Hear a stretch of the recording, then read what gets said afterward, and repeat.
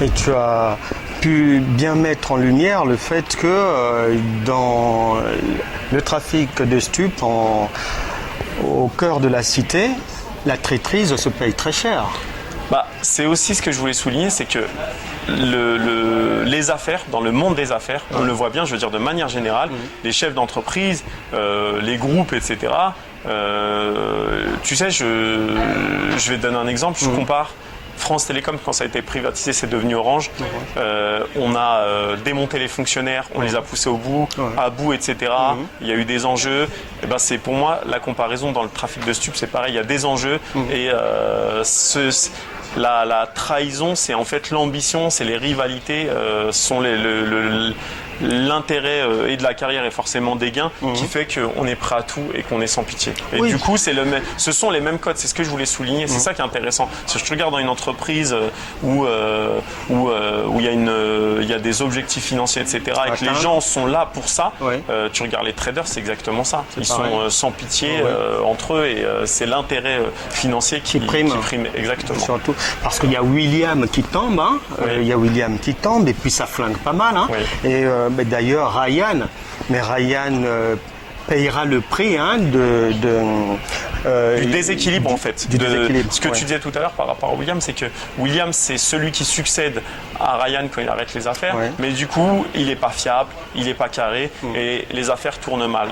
Et donc quand les affaires ne marchent pas, on licencie les gens. Sauf que nos personnages de Bensama ne licencient pas, ils exécutent. Il faut dire que la famille Bensama, elle gère la cité, elle gère et elle ne fait pas. Les frères Bensama, Lagdar et puis Saïd ne font pas de cadeaux, ils sont sans pitié.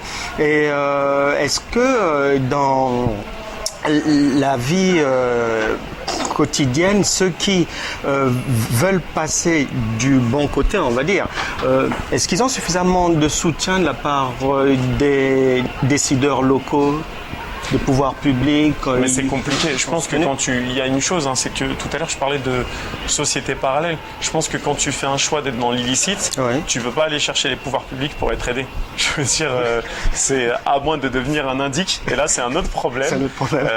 Mais je pense que quand tu évolues dans ce milieu, malheureusement, tu es voué à te débrouiller par toi-même et trouver des solutions toi-même. Et c'est là aussi, c'est un classique. Je veux dire, tu choisis cette voie.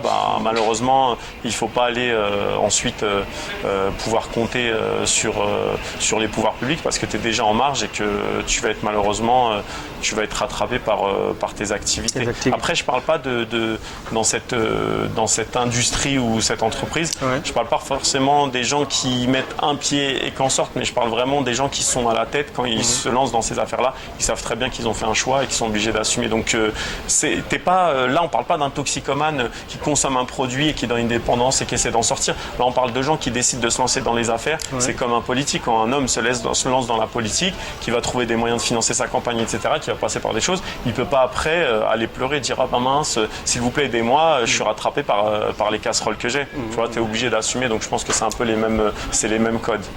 Il y a Ayem qui tombe aussi. Oui. Elle perdra aussi la vie. Et donc, ouvrage très sombre.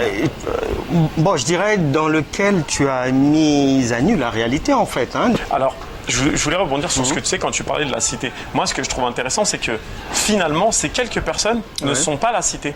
Si tu as bien vu, elles sont en marge. Ça veut dire qu'il monte une entreprise, il va recruter des gens. Et ces gens, ils sont déjà même en marge de la cité. Tu vois, ils sont en marge. Donc, c'est un petit monde qui se construit en dehors de la vie des gens, etc. Et du coup, effectivement, dans leur vie, dans leur côté, dans cette vie en périphérie, on a des sentiments, on a de la volonté, il y a quelque chose, il y a de l'énergie. Oui, effectivement, ça se traduit peut-être par une vie qui est quand même, je crois, qui nous intéresse finalement, quoi. Bien sûr, à souligner aussi que je me suis posé la question, est-ce que si Ryan était sorti de la cité et avait coupé avec la coque, est-ce qu'en lançant sa boîte, il aurait pu avoir les contrats qu'il a pu avoir via des clients du monde de la drogue qui sont dans le showbiz, la com et autres? C'est ça là. Ouais, il y a ça aussi. Tu as vu, c'est là où je trouve que son choix d'utiliser aussi son ancienne activité pour décrocher des bons de commande de la part de chef de produit, bah, sa position n'est pas nette. Et effectivement, là aussi, on voit bien que quelque part, il se dit entrepreneur, mais qu'il utilise encore d'autres voies pour réussir à vendre ses espaces publicitaires, à faire tourner sa boîte. Et tu penses que s'il avait quitté la cité plus tôt, il aurait eu un autre destin? Honnêtement, je ne sais pas. Je crois qu'il était attiré par cet univers et que même en s'en détachant, il a entretenu, je crois, les liens de trop. Les Ben Sama, dans le récit, sont, on va dire, les auteurs. L'un des Ben Sama, Saïd, est à l'origine, on va dire, du décès de William. Mais après, il y a l'omerta qui s'installe. Est-ce que dans la réalité, on peut avoir ça? C'est-à-dire, il y a un crime qui se commet, il y a mort d'homme, et puis dans la cité, personne ne parle? Dans la réalité, ça dépend des circonstances, ça dépend, il y a plein de choses. Ça dépend du contexte. C'est très compliqué de comparer. Je te dis, c'est difficile de sortir de la fiction et d'aller comparer avec la réalité parce que t'as des drames, t'en as régulièrement dans les quartiers et du coup c'est pas les mêmes contextes. Là, si on revient dans le roman, Saïd quelque part terrorise les gens. Donc il y a finalement cette omerta, ça c'est la clair. Crainte voilà exactement. Donc là voilà, après dans la réalité ça dépend, si tu veux, tous les quartiers sont configurés différemment. Plus c'est proche de Paris, plus il y a une dynamique et une mentale qui est, voilà, c'est en Seine-Saint-Denis, dans les Hauts-de-Seine ou dans le Val-de-Marne, c'est pas du tout les mêmes codes, c'est pas les mêmes fonctionnements et c'est pour ça que c'est difficile de comparer. Après, si tu prends dans ces univers, il y a des codes, mais après ça n'empêche pas qu'on est aussi dans des situations où les gens jouent des rôles aussi. Ça veut dire que avant, dans les années 70-80, les indiques mouraient. Aujourd'hui, les indiques passent par la voie de la collaboration avec la police. Enfin, tu vois, il y a tout un système, c'est un peu compliqué. Donc, comparer la fiction et la réalité, c'est compliqué. Maintenant, ce que je dis, ce que je revendique, je fais du réalisme. Et donc, c'est du roman noir, c'est du polar, c'est un choix, mais ça ne peut pas se substituer à la réalité. Et ça, il faut faire attention à ça. Donc, c'est pour ça que souvent, dans le roman, comme tu le décris, ou quand t'en parles, on peut parler des personnages. Après, vraiment, sur la réalité, ce serait aussi stigmatisé des villes, voilà, et c'est pas la volonté. Après, ça reste, l'idée, c'est parler d'un sujet. Qu'est-ce que l'entrepreneuriat? Et de voir que finalement, ces petits mecs, enfin qui ne sont pas des petits mecs, mais qui sont ces jeunes, utilisent les mêmes codes que les entrepreneurs. Et c'est ce que je trouve intéressant dans la collection Raconter la vie. Oui, ça a été bien mis en lumière.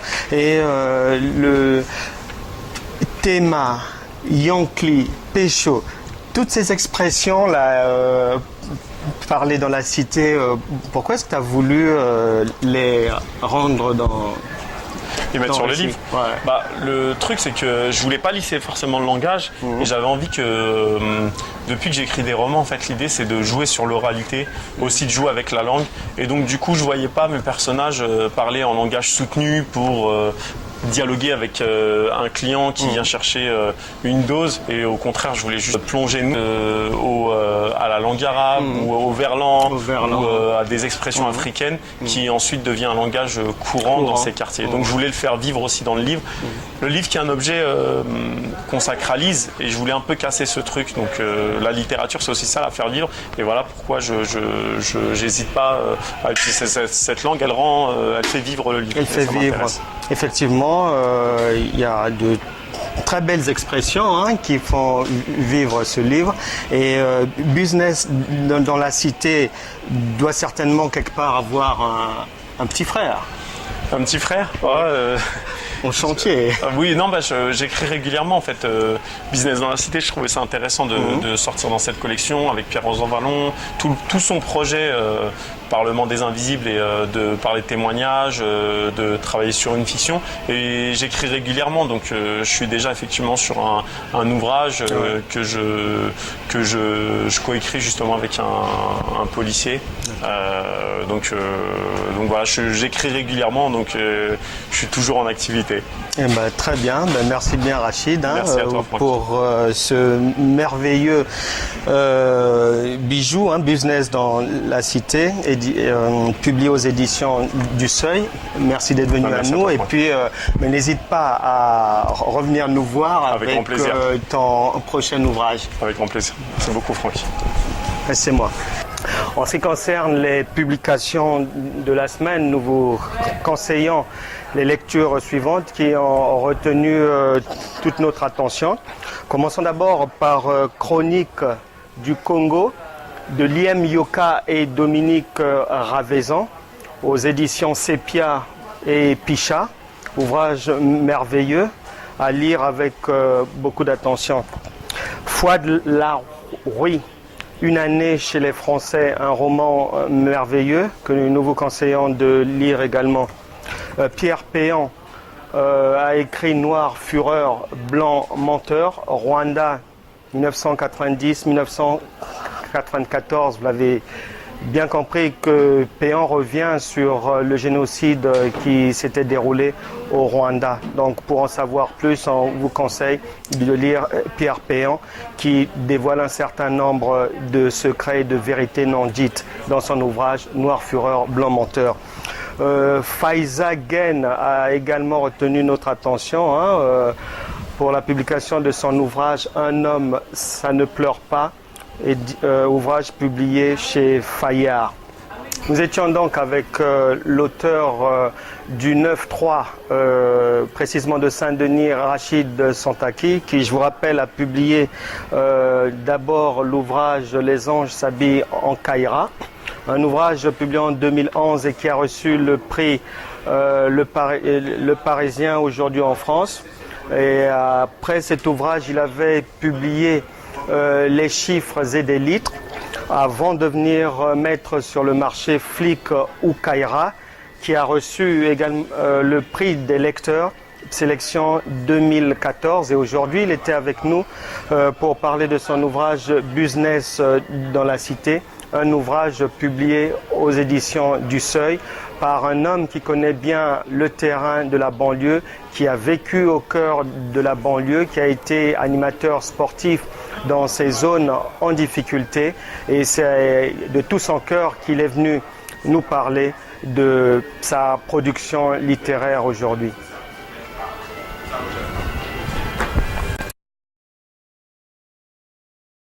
De chaque individu.